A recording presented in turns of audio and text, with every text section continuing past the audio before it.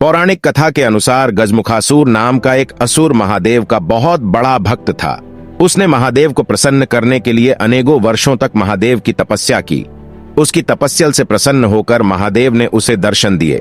गजमुखासो, मैं तुम्हारी भक्ति से प्रसन्न हुआ, कहो तुम्हें हमसे क्या वरदान चाहिए, हम तुम्हें तुम्हारा इच्छित वरदान देंगे। मैं आपके दर्शन पाकर धन्य हुआ महादेव, आप मुझे वरदान दें कि केवल मेरी तरह दिखने वाला कोई जीव ही मुझे पराजित कर सके, उसके अतिरिक्त कोई और मुझे कभी पराजित ना कर पाए तथा सते।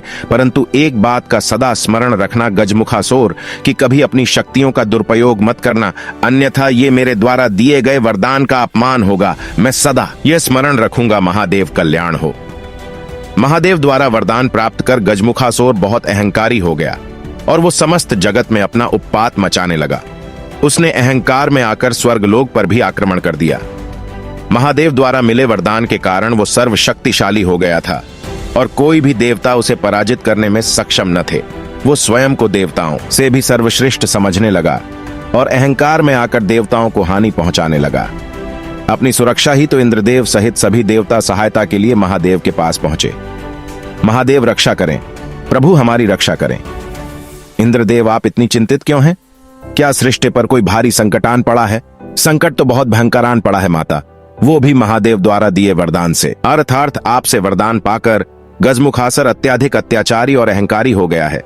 महादेव उसने समस्त स्वर्गलोक पर आक्रमण कर दिया है और वो स्वर्गलोक पर अपना आधिपत्य स्थापित करना चाहता है। अब तो आप भी हमारी कोई सहायता कर सकते हैं प्रभु, और इसी कारणवश मैं स्वर्ण भी उसे पराजित नहीं कर सकता। यदि गजमुखासुर का अंत नहीं हुआ तो वह समस्त सृष्टि को नष्ट कर देगा। आप इतने चिंतित न हो हैं इंद्रदेव, मैं गजमुखासुर का अंत करूंगा। परंतु पुत्र गणेश, वो बहुत शक्तिशाली असुर है, तुम किस प्रकार उससे युद्ध करोगे?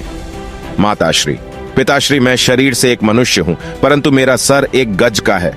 मैं देखने में गजमुखासुर के समान ही हूं, इसलिए मैं गजमुखासुर को पराजित कर सकता हूं। आप मुझे अपना आशीर्वाद दीजिए। मैं अवश्य आपके आशीर्वाद से उस असुर का अंत कर सबको उसके अत्याचार से मुक्त कराऊंगा। जाओ पुत्र गणेश और जाकर उस गजमुखासुर का अंत कर दो।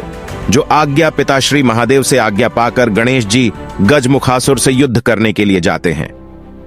गजमुखासुर, तुम ये उचित नहीं कर रहे हो। अपनी शक्तियों का इस प्रकार दुरुपयोग करना उचित नहीं।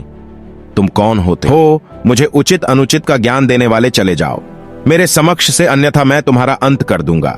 गजमुखासुर, स्वयं पर नियंत्रण रखो, अन्यथा आज मेरे हाथों तुम्हारा अंत हो जाएगा। लगता है तुम्हें मेरी शक्तियों का भान नहीं, मैं सर्वशक्तिमान हूं, कोई मुझे पराजित नहीं कर सकता। स्वयं महादेव भी नहीं। महादेव से वरदान पाकर स्वयं को उनसे ही सर्वोपर ही समझ रहे हो, दुष्ट प्रतीत होता है। तुम इस प्रकार नहीं मानोगे, अब तो तुम्हें तुम्हारे हठ का परिणाम भोगना ही होगा। अपने अंत के लिए तैयार हो जाओ गजमुखासुर। गजमुखासुर के अहंकार को देखकर गणेशी और गजमुखासुर के बीच बहुत देर तक ढूंढ चलता है।